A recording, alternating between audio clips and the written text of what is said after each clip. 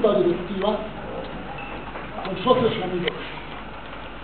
Ha transcurrido casi un año desde que la SER, por generoso acuerdo de su presidente Carlos Ferrer Benimeli, de la junta directiva y con el beneplácito de todos los socios, dedicó un entrañable homenaje público acompañado de las placas a un grupo de los más antiguos fundadores, entre ellos el Telespcio Santo.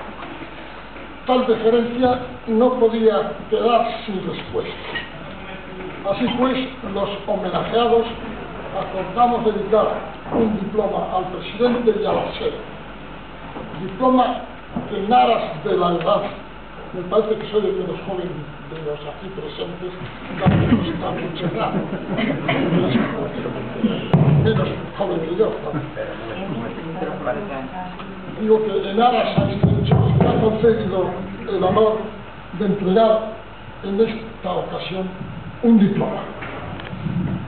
Diploma que dice lo siguiente: como testimonio de pleno agradecimiento a la Sociedad Española para el Estudio de los Partos, a la comisión organizadora y a su presidente, el profesor doctor Juan Carlos Ferrer, por el entrañable homenaje que se nos dedicó en el acto académico conmemorativo del 50 aniversario de su fundación, celebrado en Huesca el 18 de junio de 2009.